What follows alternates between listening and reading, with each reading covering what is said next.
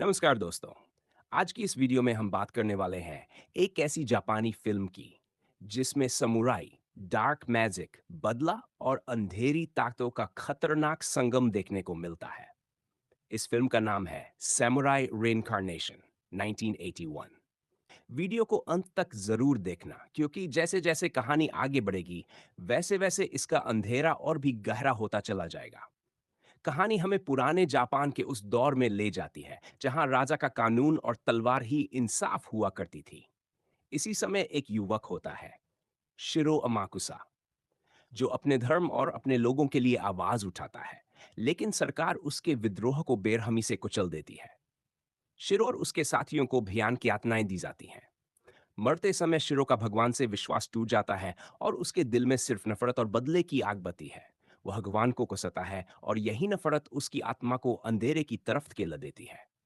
मरने के बाद शिरो की आत्मा को शांति नहीं मिलती। उसकी पीड़ा और गुस्सा इतना गहरा होता है कि वह हार्क मैजिक के सहारे दोबारा जीवित हो जाता है।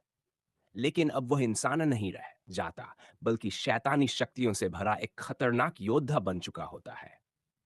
शिरो अकेला नहीं रुकता। वह जापान के इतिहास के कुछ सबसे क्रूर और खतरनाक मरे हुए समुराइयों को भी वापस जिंदा कर देता है। ये समुराई दर्द महसूस नहीं करते, मौत से नहीं डरते और जहां भी जाते हैं सिर्फ तबाही और खून खराबा फैलाते हैं। धीरे धीरे पूरे जापान में अजीब घटनाएं होने लगती हैं। लोग कहते हैं कि मरे हुए योद्धा वापस लौट आए हैं। मंदिर उजड़ने लगते हैं, गांव तबाह हो जाते हैं और हर तरफ डर का माहौल बन जाता है।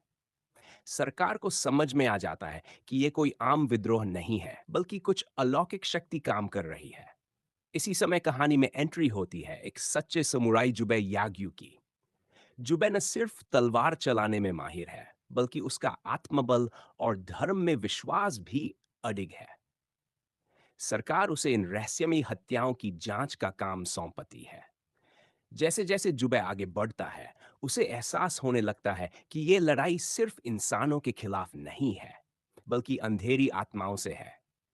रास्ते में जुबे का सामना एक एक करके उन पुनर्जीवित समुराइयों से होता है। हर लड़ाई पहले से ज्यादा भयानक होती जाती है। ये समुराई किसी इंसान की तरह नहीं लड़ते, बल्कि राक्षसों की तरह हमला करते हैं। जुबे को समझा जाता है कि सिर्फ तलवार की ताकत से इन्हें हराना नामुमकिन है। इसके लिए उसे अपने अंदर के डर, शक और कमजोरी से भी लड़ना होगा। शिरो का मानना होता है कि अगर भगवान ने इंसानों को छोड़ दिया है, तो इंसानों को भी भगवान को छोड़ देना चाहिए। उसके लिए यह लड़ाई बदले की है, पूरी दुनिया को सजा देने की है।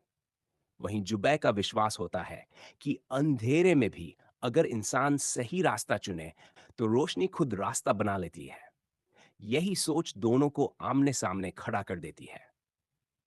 अंत में जुबे और शिरो की आखिरी टक्कर होती है। यह लड़ाई सिर्फ तलवारों की नहीं होती, बल्कि आत्मा, विश्वास और नफरत की लड़ाई होती है। शिरो अपनी पूरी शैतानी ताकत झोंक देता है, लेकिन जुबे अपने आत्मबल और सच्चाई के सहारे उसका सामना करता है। भयानक संघर्ष